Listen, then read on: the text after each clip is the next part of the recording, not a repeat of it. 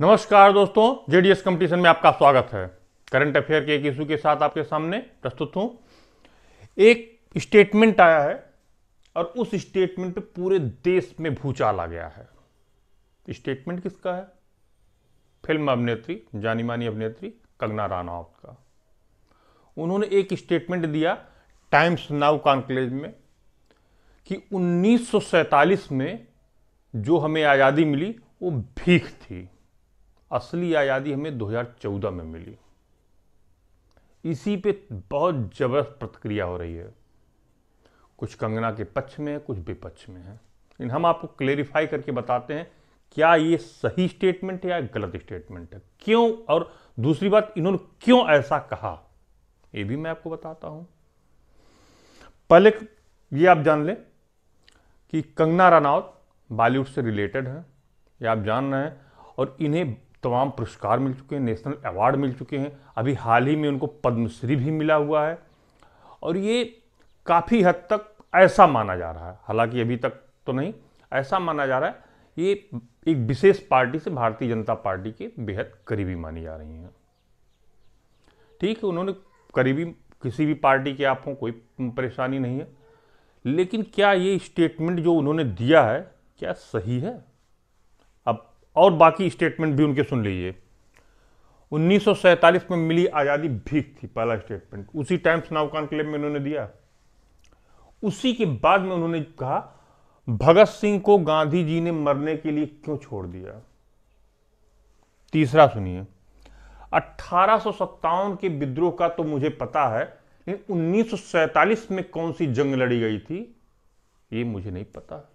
और इसी के बाद उन्होंने अपने इंस्टाग्राम पे कहा कि यदि कोई ये व्यक्ति मुझे बता दे कि ये 1947 में कौन सी जंग लड़ी गई थी तो मैं अपना पद्मश्री भी लौटा दूंगी और माफी भी मांग लूंगी, ये भी उन्होंने कहा। इतना कुछ उन्होंने कहा, पूरा विरोध हो रहा है। लेकिन हम इसका बिल्कुल समर्थन नहीं करते कि एक महिला है उनके खिलाफ अभद्र टिप्पणी इस्तेमाल किया जाए। हम अपना विरोध करेंगे, सब लोग विरोध करें। अगर किसी को नहीं पसंद आ रहा उनके स्टेटमेंट, आप विरोध करें, लेकिन अभद्र भाषा का इस्तेमाल बिल्कुल ना करें। ये हमारा अपना विचार है। शायद आप भी कंपटीटर हैं, आपका भी यही विचार होगा। अब एक एक स्टेटमेंट पे आप चलिए। पहला तो 1947 में जो आज़ादी मिली क्या वो भीख थी? हमारे स्वतंत्रता सेनानियों ने 200 वर्षों तक अंग्रेजों के हम लोग गुलाम रहे और लगातार प्रयत्न चलता रहा कि हम अंग्रेजों से अपनी आज़ादी हासिल करें। लगातार वो कोई एक विद्रोह का या एक घटनाक्रम का नतीजा 1947 बिल्कुल नहीं था। ये स्पष्ट कर दे रहा हूं, कंगना रनौत भी स्पष्ट ये एनालाइज कर लें दिमाग से और पूरी इतिहास की किताब पढ़ें। एक दिन का परिणाम नहीं हो सकता है। कोई बच्चा जब पेट में आता है तो क्या एक ही दिन में बड़ा हो जाता है? 9 महीने लगते उसको बड़े होने में, मां के पेट में। तो वो स्वतंत्रता आंदोलन जो 1947 में आज़ादी मिली थी वो एक दिन का परिणाम नहीं था, पहली बात ये जान लें। और दूसरी बात, उन्होंने ये कहा भगत सिंह को गांधी जी ने मरने के लिए क्यों छोड़ दिया, ये भी मैं आपको स्पष्ट बता दूं। भगत सिंह को फांसी होती 1931 में। गांधी जी एक वकील थे, बैरिस्टर थे, उस समय बैरिस्टर कहा जाता था, जाने माने।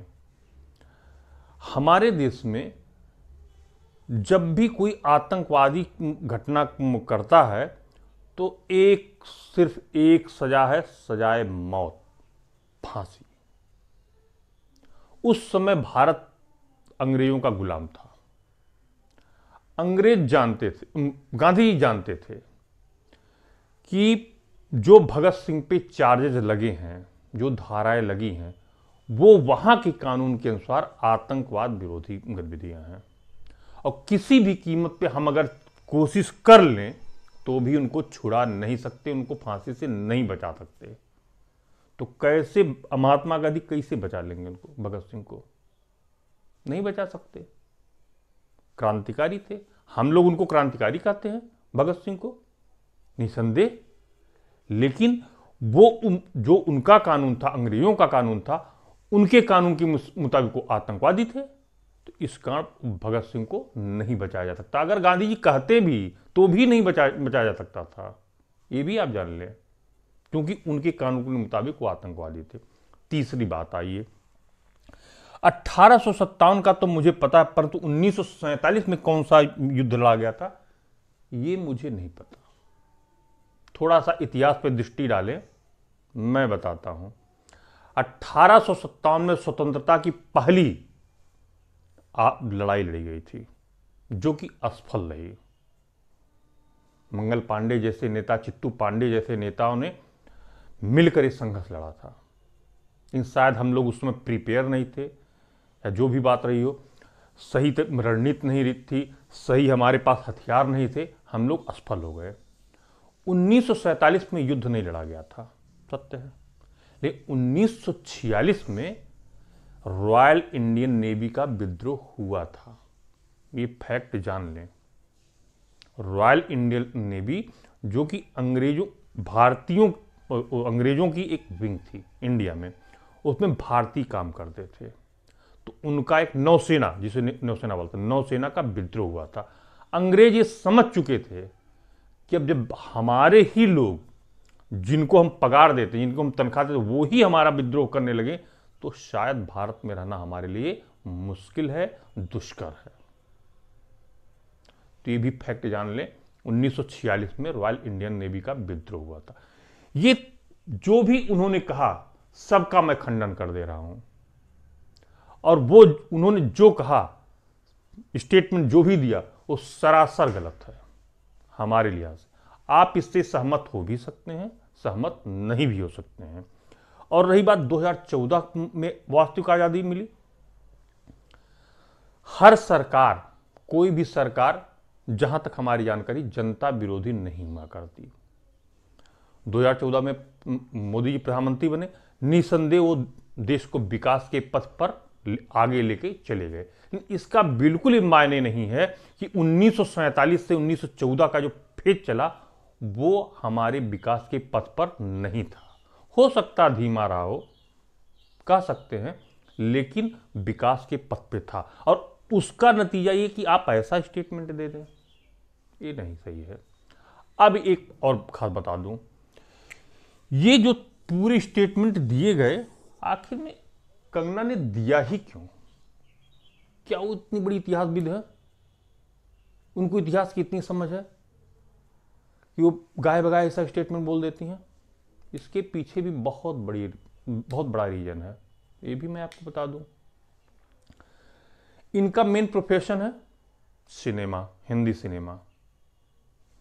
अवार्ड वाला मामला तो अलग है, वो तो अवार्ड मिलता रहता है कलाकारों को। मेन प्रोफेशन हिंदी सिनेमा है। हिंदी सिनेमा में एक फिल्म आ रही है सीता, हो सकता नाम आप सुने हो। उस फिल्म के लिए पहले सुनने में ऐसा आया, करीना कपूर को प्रपोज किया गया कि भाई वो फिल्म में काम करें, लेकिन शायद उनको किसी कारण से हटा दिया गया। और उस फिल्म के लिए करीना कपूर को 12 करोड़ दिया जाना था।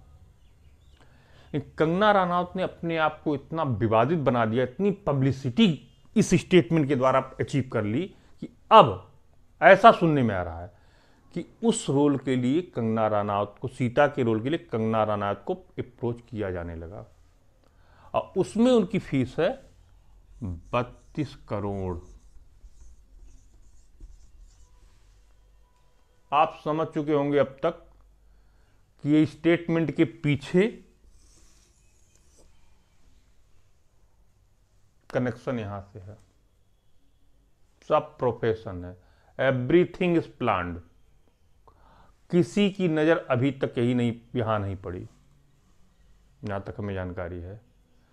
जहां पे निशाना लगाना था लोगों को, वहां पे टारगेट था ही नहीं। टारगेट तो यहां है। अब जितनी ज्यादा कंट्रोवर्सी इनके अगेंस्ट क्रिएट होगी, जितनी ज्यादा क्रिएट होगी, उतना ही मजबूती यहां पे उन्हें मिलेगी, कंगना रनौत को।